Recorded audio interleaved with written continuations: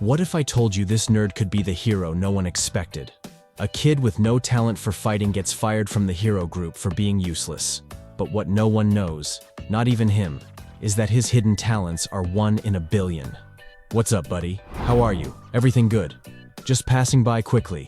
I'm just gonna ask you to leave your like and subscribe to the channel to give it a boost, got it? Thanks, it's us, man. Let's see this kid's story. The story takes place in a village that's being terrorized by an S-Rank monster. The residents are hiding and spending all the money they have to hire the Dragon Fangs group, hoping that this group can eliminate the monster. Our protagonist, named Kurt, is a kid with no talent for fighting.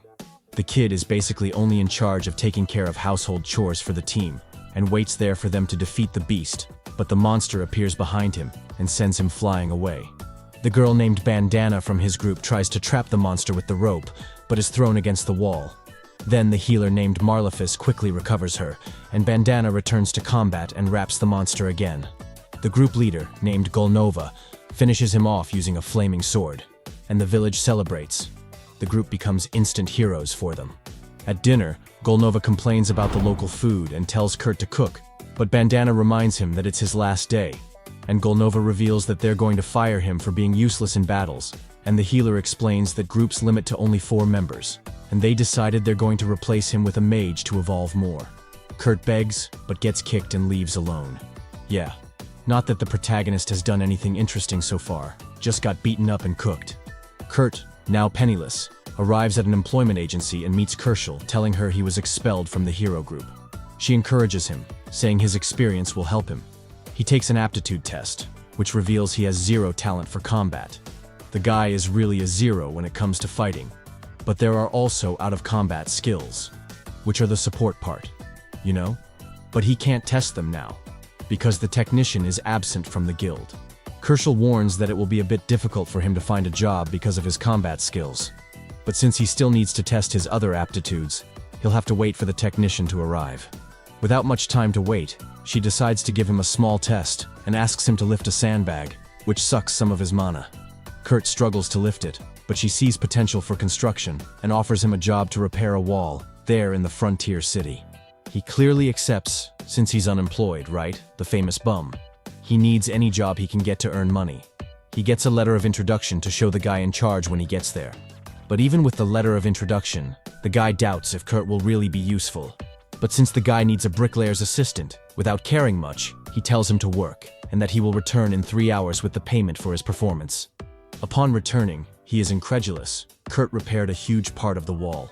Our protagonist apologizes, thinking he made a mistake due to lack of cement, and explains how he climbed without ladders. The person in charge, somewhat incredulous, pays part in coins and promises to transfer the rest. And Kurt is excited for the next day. In 2 days, the west and north walls are already ready, leaving the guys working there completely with nothing to do. The foreman dismisses him for being too fast, otherwise the others will lose their jobs. And the person in charge thinks that if he managed to do all this in such a short time, he must have a SSS aptitude in construction. He then suggests that Kurt go to the capital. He pays the rest and says goodbye. The kid, thinking they don't like him, goes back to the agency and tells Kerschel about the dismissal. And the kid is once again unemployed. Yeah, brother, you don't know the art of slacking off, do you, son? Famous 60% slacking off, 40% working. And it's at this moment that Ulysses arrives at the guild, arguing with an attendant who refuses to post a minor vacancy, just because the payment is conditional on finding minerals or not. Kerschel suggests attracting investors first, but Ulysses explains that she will lose the property if she doesn't pay taxes in a week. Unemployed, but with the work in hand, Kurt offers himself, citing experience in mines.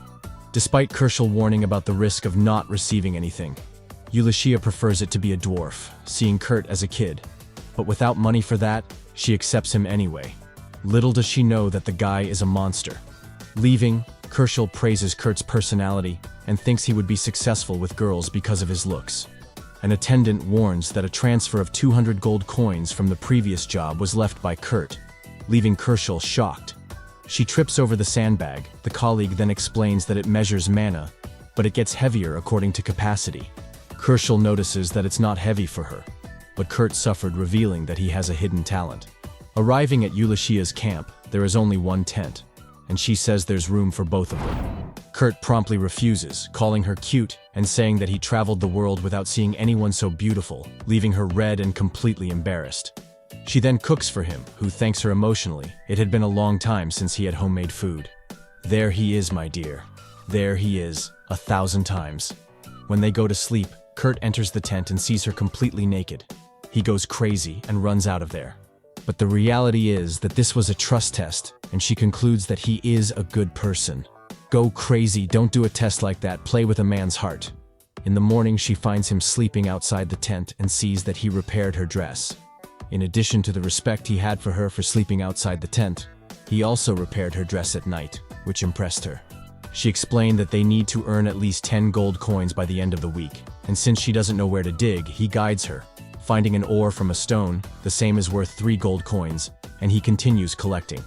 After several collections, he shows the gems. She wants to sell, but he suggests that they first transform them into magic crystals. She, in doubt, says that the kingdom needs at least 10 artisans to be able to make a stone. But Kurt says, no, this is easy. I can do it, and creates a magic crystal right there, shocking her. It usually takes these 10 artisans and at least an hour. She thinks incredible artisans, since they have mana to endure so long. Kurt stays at the camp while she goes to sell the crystals he created. A guard questions about the document of the crystals suspecting import, but she says they are local and shows the royal crest, making him think she works for the king, and he completely apologizes to her. Then she uses a teleport to the capital, although in reality she no longer works there. The guard ends up believing her. She visits a girl named Mimiko, who ends up evaluating the crystals, and each one is worth 10 gold for having 10 times more mana. With 50, Mimiko pays 500 coins, but asks her not to sell to anyone else, to avoid any mess in the kingdom, and wants to know who made those absurd magic crystals. And Ulysses refuses. And when Mimiko has such authority as a royal mage, she remembers that she is no longer from the court. Mimiko then gives up and says she will not export, and offers an honorary spouse title to the creator of these crystals. Then Ulysses goes to Kershel and asks about Kurt, but she asks for confidentiality about it. Then she presents the crest and gets records that he earned 200 gold in construction and was fired for excessive speed, and Ulysses decides to deposit 499 coins into his account and asks for complete secrecy. Back, she finds a cabin in place of the camp. Kurt built it at night and receives her. She is amazed and realizes that he is not a normal guy. But for Kurt, this is the most common thing. Everyone in his land did this. Little brother, let me explain, this is far from normal, okay? Meanwhile, we see Golnova fighting the monster, unable to use his flames, and tells Marlefus to heal. But she says the spell is weaker than usual. He then orders the mage to use fire magic, but the guy can't. They fight and Bandana thinks the group is finished. Elsewhere, we see Ulysses telling Kurt about Mimiko's offer, but he also refuses, saying he doesn't want a position that puts him above others. He then says he wants to continue working for her, and asks if she managed to pay the taxes with the money from the crystals. But she reveals that she only took 1 gold coin as a fee and deposited the rest into his account, thinking he deserves much more. She asks him to continue digging and promises to do her best, but she questions if he slept the night before, and he says he had 6 hours of sleep, but she thinks it's impossible since he must have spent hours and hours in the house and started calculating. But Kurt thinks he slept too much, because in the hero group, he could only sleep 4 hours, and promises to make up for those 2 extra hours of sleep. Man, I don't know if this kid is a workaholic or if he's just clueless. Kurt then finds a good mining spot for her, saying there's an ore deposit there but he'll dig somewhere else. After a lot of work, she's euphoric when she finds a topaz and thinks about asking him to turn it into a magic crystal. But she doesn't want to exploit him for free. It's at this moment that she decides to go check on him. And when she arrives, she sees a huge tunnel he made, full of luminous moss. He shouts to her, saying he only found some useless stones and puts them in a crate. But she already realizes that they are extremely expensive stones and reveals that they are mithril. He says that in his village they simply throw it away because it's worthless. But she knows that they are rarer than gold and platinum.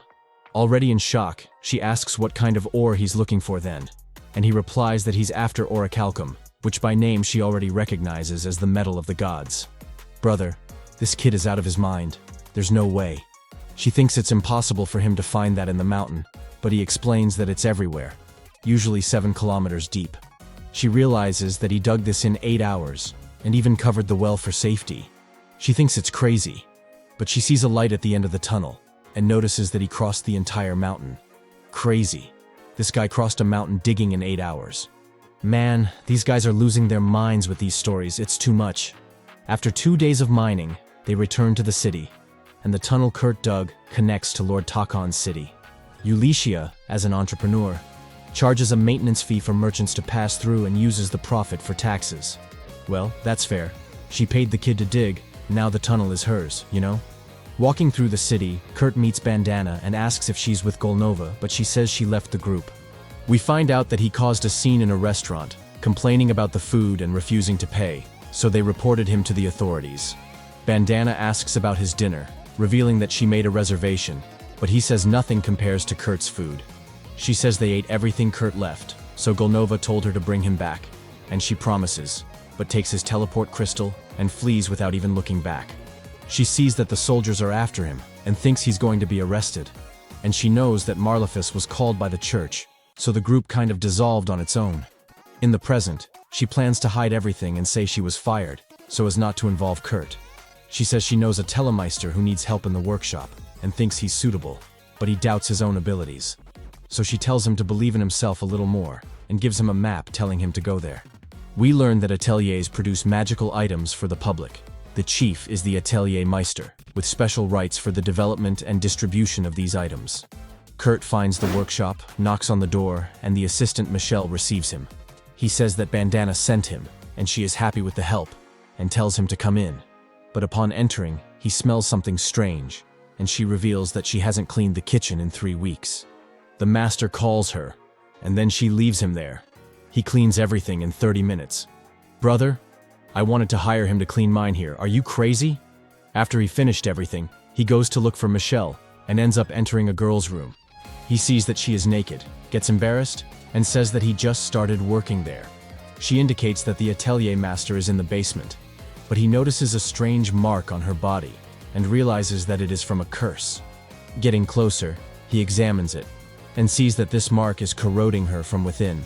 He then thinks that she doesn't eat well, with damaged organs, but hears her stomach growl. He notices the clear appetite in the girl, and decides that he will cook for her. Meanwhile, we see Ulycia selling the mineral that Kurt extracted, and Mimiko says that they are worth at least 50,000 gold coins.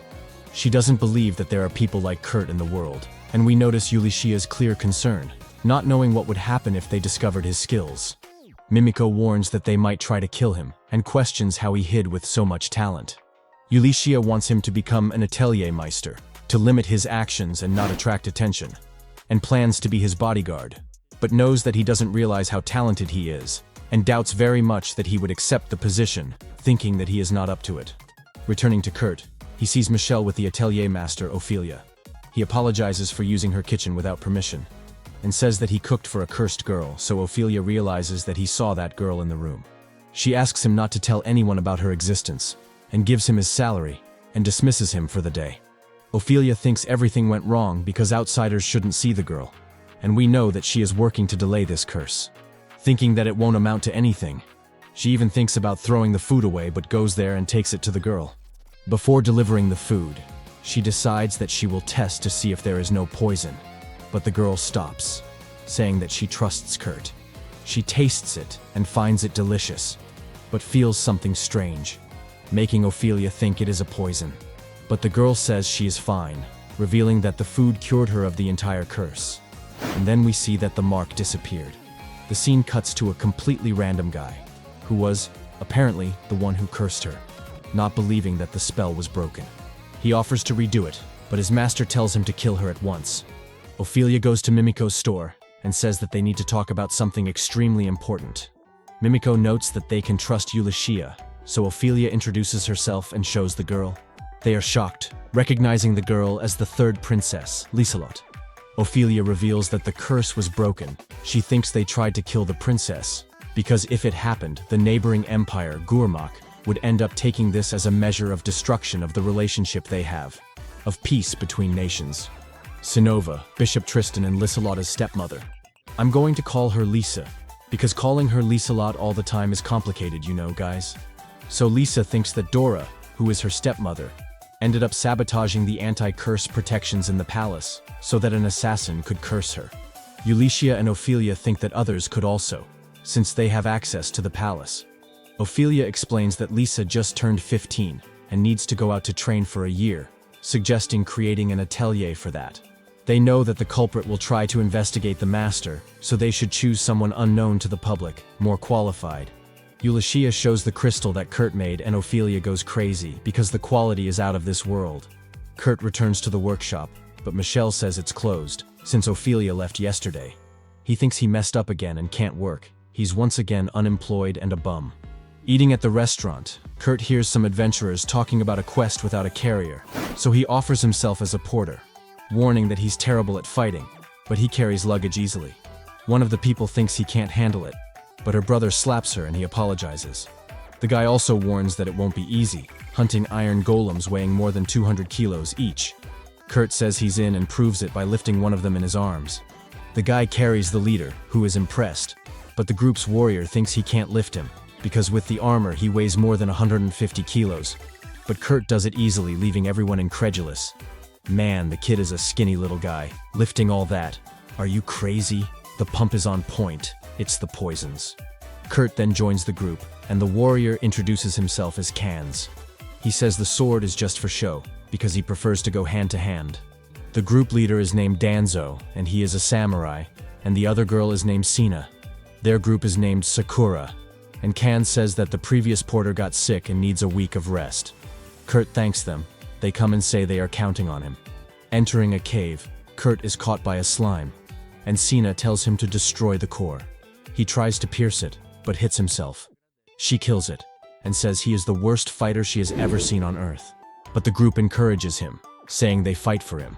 Kurt notices that they are different from the hero group, not hating them for him being weak. In the cave, Sina spreads luminous moss so they can see.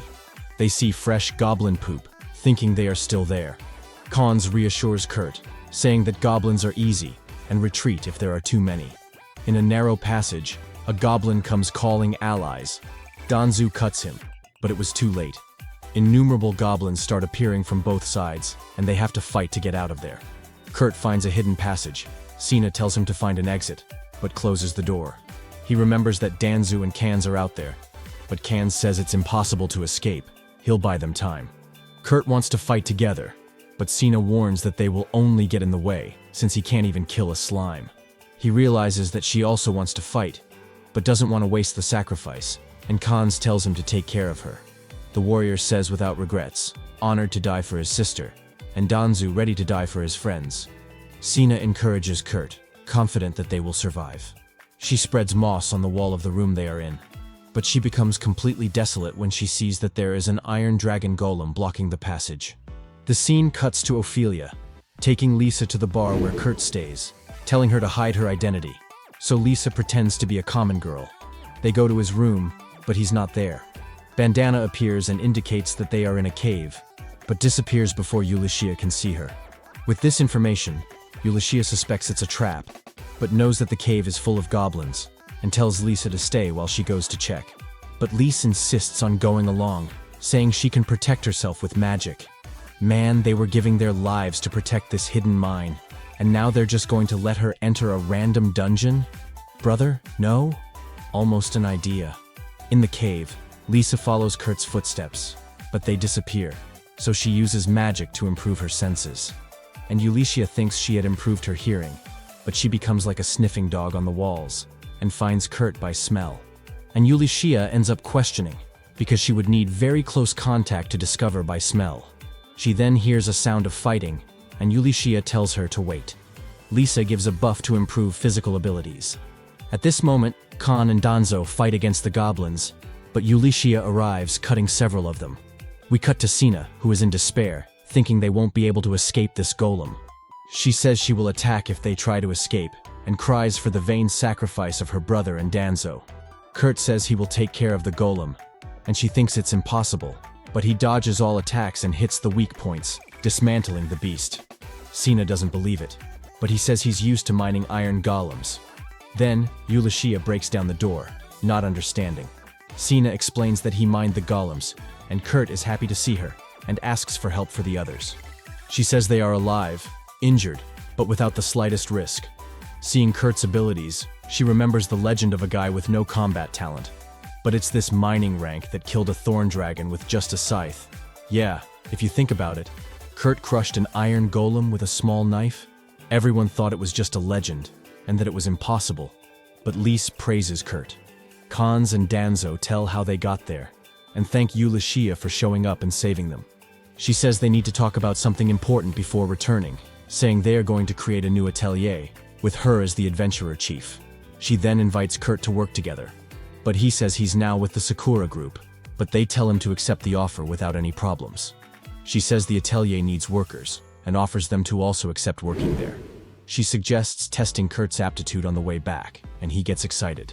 Mimiko at the agency introduces herself to Kurt, saying that she evaluates aptitudes, and saw his crystal, wanting to meet him. At night, Kurt is hanging out with the group there, while Mimiko and Ulysses are discussing his test results. Mimiko told him that his skills are rank C and B at most. But the truth is that he is triple S in everything, with more mana than even she herself. Ulysses thinks she should make him an atelier meister. Mimiko also says that they were lucky that she was the one who tested him, and thinks that if they find out about him, it will end up causing generalized chaos. And it's at this moment that they realize that Kershal is listening, and she pretends she didn't hear anything just so she doesn't get into trouble. But now it's too late, my dear. What was once seen or heard will never be unseen or unheard. Got it? And you fight for it. And that's it, my friend. We're ending the episode here. Leave your like if you enjoyed the video, subscribe to the channel to give it a boost too. Got it? I'll leave a video here for you to check out. Also check out the links I'm leaving in the description. And if you have any suggestions, man, leave them in the comments. I'm always reading all the comments on all the videos. I'm staying here. See you in the next anime, and talk to you later, my friend.